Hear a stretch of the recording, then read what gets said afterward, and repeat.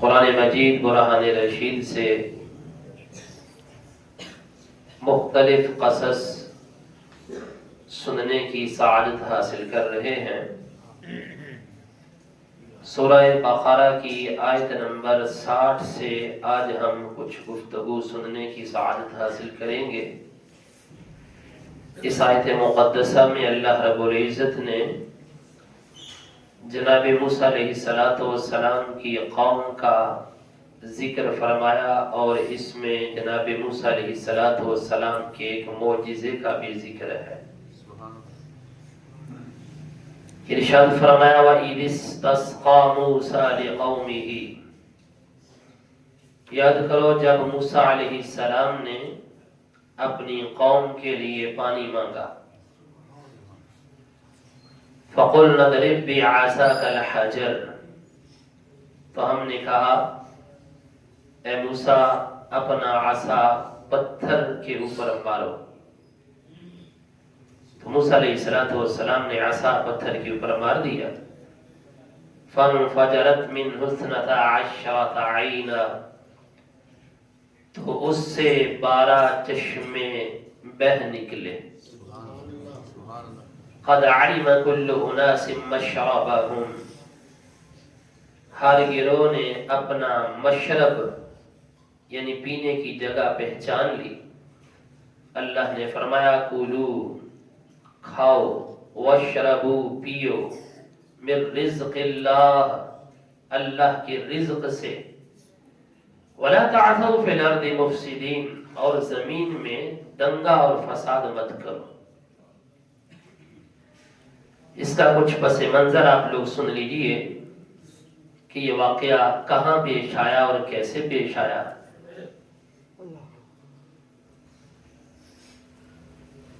بنی اسرائیل، ان کا جو اصل علاقہ تھا وہ ملک شام تھا۔ جس وقت جناب یوسف علیہ السلام کی حکومت آئی تو یہ شام سے ہجرت کر کے مصر میں آ گئے تھے، اور فرعونیوں سے جس وقت جناب موسیٰ علیہ السلام اور اسرائیلیوں کو نجات ملی اور موسیٰ علیہ السلام بالکل مطمئن ہو گئے، تو اس وقت اللہ رب العزت نے فرمایا پیارے موسیٰ اس بنی اسرائیل کو ساتھ لیجئے، اور وہ جو ملک شام ہے ان کا اپنا علاقہ ہے، اس کے اوپر قوم عمالقہ نے قبضہ کر لیا، اور وہ جو قوم عمالقہ ہے جبارین قوم ہے، جنگجو قوم ہے، ان سے وہ علاقہ آزاد کروائیے۔ موسیٰ علیہ السلام 6 لاکھ بنی اسرائیل کو ساتھ لے کر کے ملک شام کی طرف روانہ ہو گئے۔ ملک شام کی حدود میں داخل ہوئے تو بنی اسرائیل بزدل ہو گئے، کہنے لگے اتنی بڑی جنگجو قوم ہے، ہم ان سے کیسے مقابلہ کریں گے؟ اور موسیٰ علیہ السلام سے کہنے لگے کہ یا موسیٰ فَاذْهَبْ أَنْتَ وَرَبُّكَ فَقَاتِلَا إِنَّا هَاهُنَا قَاعِدُونَ، آپ جائیے اور آپ کا رب جائے، ہم یہاں بیٹھے ہیں، ہم نہیں جہاد کریں گے۔ موسیٰ علیہ السلام کو بہت زیادہ غصہ آیا۔ آپ علیہ السلام نے رب تبارک و تعالیٰ کی بارگاہ میں عرض کی، سورۃ المائدہ کے اندر اس کو پھر بیان کیا گیا، رب انی لا املک الا نفسی، اے میرے رب مجھے اختیار نہیں ہے، الا نفسی و اخی، صرف مجھے اپنا اور اپنے بھائی کا اختیار ہے، میں جا سکتا ہوں، میرا بھائی ہے، یہ ساتھ جا سکتے ہیں، اور اس قوم نے تو انکار کر دیا ہے جہاد کرنے سے، فَفْرُقْ بَيْنَنَا وَبَيْنَ الْقَوْمِ الْفَاسِقِينَ، تو یا رب عز و جل تو ان بے حکموں سے ہمیں جدا کر دے۔ اللہ تبارک و تعالیٰ نے جناب موسیٰ علیہ السلام کی اس عرض کے اوپر ارشاد فرمایا موسیٰ تجھے اس قوم نے غصہ دلایا ہے، فَإِنَّهَا مُحَرَّمَةٌ عَلَيْهِمْ 40 سَنَةً، میں نے بھی اس قوم کے اوپر اس زمین کو 40 سال کے لیے حرام کر دیا. 6 لاکھ بنی اسرائیل اس میدان کے اندر بھٹکتے رہے اور 40 سال تک بھٹکتے رہے, رستہ ہی کوئی نہیں. اس کو میدان طیہ کہا جاتا ہے. اللہ تعالیٰ نے فرمایا یتیہون فی الارض, یہ زمین میں ایسے ہی پھرتے رہیں گے. یہ فلا تأس علی القوم الفاسقین, آپ اس بے حکم قوم کا افسوس مت کیجیے. آپ کو کوئی افسوس نہیں ہونا چاہیے, ان کے ساتھ یہی ہونا چاہیے. وہ بھٹکتے رہے 40 سال تک وہاں پر. یتیہون فی الارض اور 40 سنہ کے لفظ ہیں یہ, کہ 40 سال تک یہ قوم اس زمین کے اوپر جو ہے وہ بھٹکتی رہی. اچھا, اس دوران ان کے اوپر اتار چڑھاؤ بھی ہے. موسیٰ علیہ السلام بڑے ہی رحم دل تھے اور قوم کے واسطے آپ بہت زیادہ شفیق تھے. تو قوم نے کہا کہ ہمارے پاس اس وقت کھانے کے لیے کوئی چیز نہیں ہے. آپ نے دعا کی تو اللہ تبارک و تعالی نے اس قوم کے اوپر اسی میدان طیہ من و سلوہ نازل فرما دی. من اور سلوہ یہ 2 چیزیں تھیں علیحدہ علیحدہ.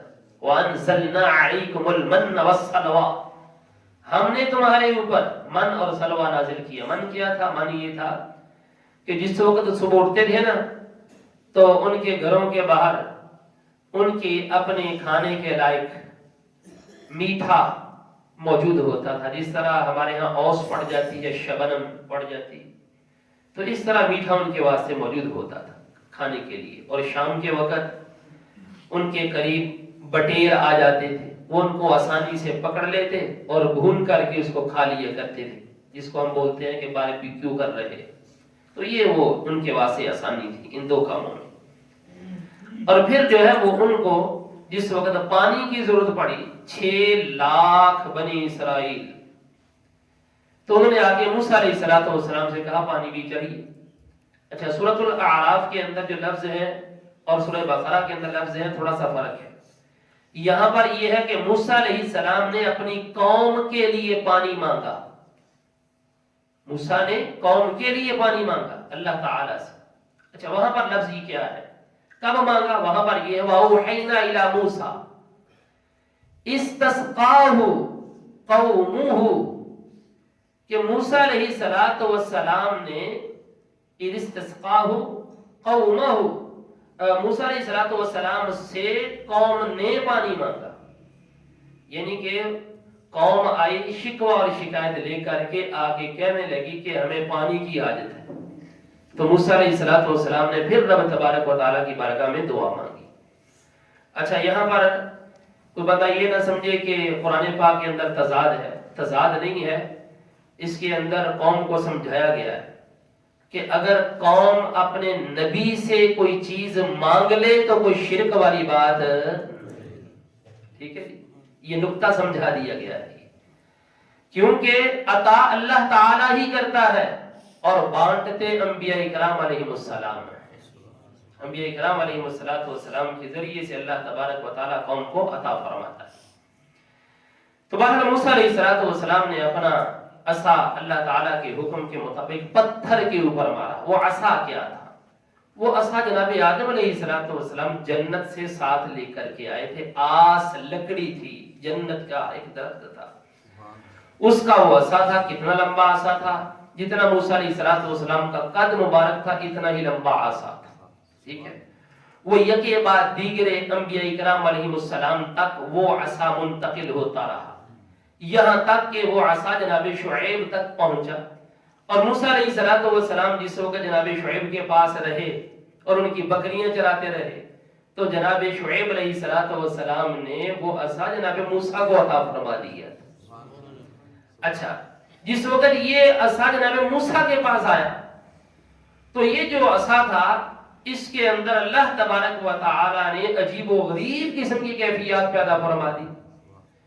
تو اللہ تبارک و تعالی نے جناب موسیٰ کے عصا کے بارے میں قرآن کے اندر جس طرح سورہ طٰہٰ ہے اس کے اندر ارشاد فرمایا ہے وَمَا تِلْكَ بِيَمِينِكَ يَا موسیٰ, موسیٰ کے ہاتھ میں کیا ہے؟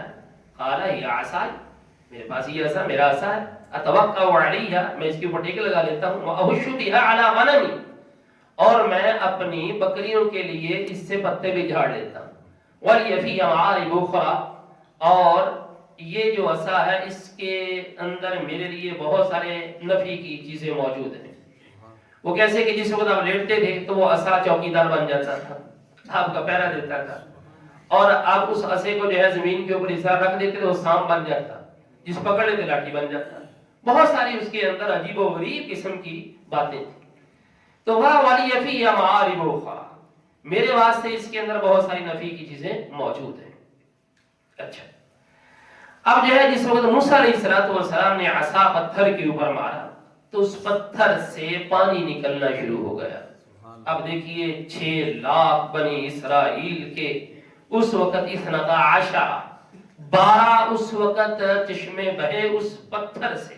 پتھر کتنا تھا؟ چھوٹا سا پتھر تھا، وہ سنگ مرمر تھا، ٹھیک ہے، یعنی کہ وہ مرمر کا پتھر تھا وہ، تو اس میں سے 12 چشمے نکلے، اور 12 ہی قبیلے تھے بنی اسرائیل کے، ہر قبیلے نے علیحدہ علیحدہ اپنا اپنا گھاٹ اس میں سے پہچان لیا، اپنا اپنا پانی اس میں سے لینے لگے۔ تو اس سے ایک اور بھی اشارہ ہو رہا ہے کہ بنی اسرائیل جو ہے نا وہ اتنی آپس میں ان کی نا اتفاقی تھی کہ وہ ایک گھاٹ سے پانی بھی نہیں پی سکتے ایک جگہ سے، تو علیحدہ علیحدہ اللہ تبارک و تعالیٰ نے ان کے واسطے چشمے جاری فرما دیے تھے۔ تو جس وقت چشمے بھی جاری ہو گئے ان کے واسطے، من و سلوہ بھی نازل ہو گیا، تو اللہ تعالیٰ نے فرمایا کھاؤ پیو اللہ کے رزق سے، لیکن زمین میں دنگا نہیں کرنا۔ اگر زمین میں دنگا کرو گے تو پھر یاد رکھنا یہ نعمتیں تم سے سلب کر لی جائے گی۔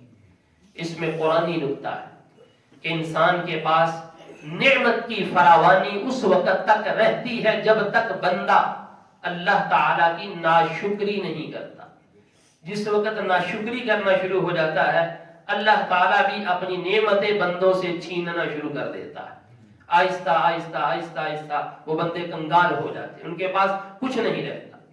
یہ جناب موسیٰ علیہ السلام کا معجزہ ہے کہ ان کا عصا ہو، ان کا مبارک ہاتھ ہو، اور ان کا مبارک عصا صرف اور صرف ایک پتھر کے اوپر پڑے تو اس میں سے چشمے پانی کے جاری ہو جائے۔ اللہ تعالیٰ نے اپنے پیارے محبوب صلی اللہ علیہ وآلہ وسلم کو جو معجزات عطا فرمائے، جناب موسیٰ کا یہ عظیم معجزہ ہے، لیکن پیارے محبوب صلی اللہ علیہ وسلم کا معجزہ اس سے بھی عظیم ہے۔ بخاری شریف کو پڑھیے، کتاب المغازی ہے، آقا کریم علیہ الصلوۃ والتسلیم جس وقت وہ غزوہ حدیبیہ کا موقع ہوا تو وہاں پر 1500 اصحاب تھے، پانی کچھ نہیں تھا، تو آقا کریم علیہ السلام نے ایک رقوہ یعنی ایک چھوٹا سا پیالہ تھا، اس کو منگوایا گیا، اس کے اندر اپنی مبارک ہاتھ کو رکھ دیا، مبارک ہاتھ کو رکھ دیا، فجعل الماء يسور كامثال العيون، تو مبارک ہاتھ سے جناب جابر کہتے ہیں میں نے تھوڑا اوپر ہو کر کے دیکھا تھا اس طرح، تو میں نے دیکھا مبارک انگلیوں سے پانی کے چشمے پھوٹ رہے، مبارک انگلیوں سے، امثال العیون۔ تو دیکھیے بات یہ ہے کہ اللہ تبارک و تعالیٰ نے جناب موسیٰ کو جو معجزہ عطا فرمایا وہ بھی عظیم، جو اپنے محبوب کو عطا فرمایا وہ اس سے بھی عظیم۔ اچھا، پھر جو ہے وہ آقا کریم علیہ السلام کی مبارک انگلیوں سے جو پانی جاری ہوا، یہ تو عظیم معجزہ ہے۔ آقا کریم علیہ السلام نے تو دودھ کی نہریں بھی جاری فرمائی۔